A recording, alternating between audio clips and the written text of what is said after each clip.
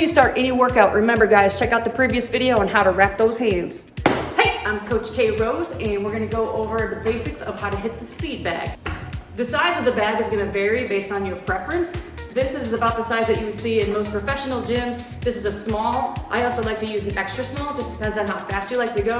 This bag was a gift to us, and it's actually signed by Mr. Alan Kahn, who's the author of the Speed Bag Bible. He is the godfather of the speed bag, master of the speed bag universe. So thank you, Mr. Alan Kahn.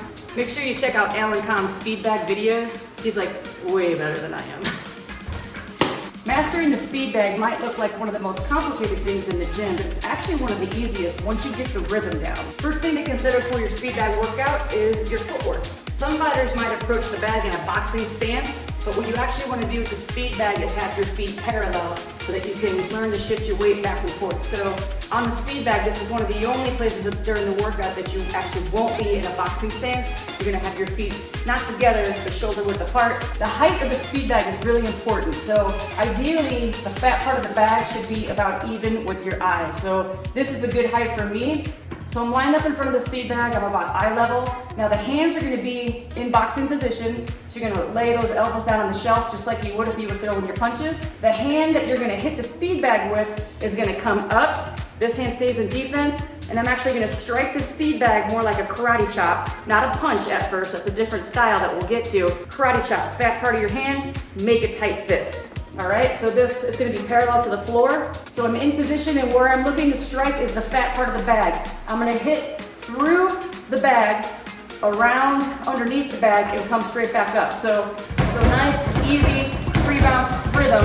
And what you notice is I'm not striking down, I'm striking through. So my hand's only gonna go about that high and circle back through. If you get too high, you run the risk of hitting the metal, or worse, hitting the top of the speed bag platform. So again, I'm gonna strike through, and you notice my elbow is kind of unhinging and going in a circle. So my shoulder is locked into place. You can see the circular pattern. So if you start to feel that arm going all wonky on you, that's not properly how to hit the speed bag. So hand is up here, unhinge the elbow. When we switch to the other hand, boom. Basically, boom, just going left to right. The other hand goes down into defense, so I'm gonna switch, fat part of the bag, 1, 2, 3, 1, 2, 3, tight fist. When you're first learning the speed bag, it might be good just to get the feel of it, to go for a 5 bounce rhythm. All right, so I'm in position here. The only problem with that is that you're striking and then starting over again. What we really want is that consistent motion all the way around. So if you can get the feel from a 5 bounce rhythm, now see if you can keep the hand going, keep that momentum going. And I found that it actually helps to count out loud.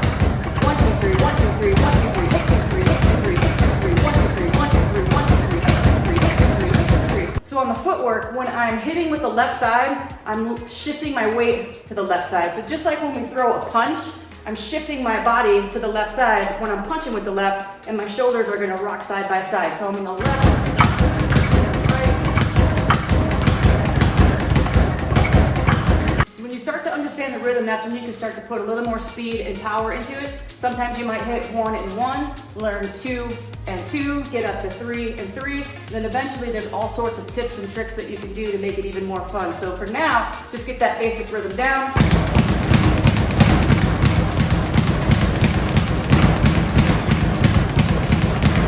When you get the rhythm down, there's a couple of different tricks that you can use. So one of them is gonna be the punch and then backhand. So you're gonna come at the speed bag with a punch and then backhand. Notice the weight shift, punch, backhand, punch, backhand, punch, backhand. Lift something like this.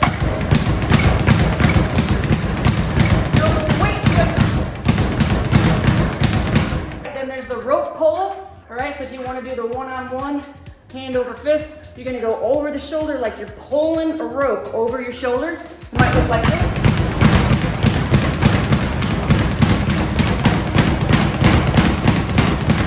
Start mixing up your patterns.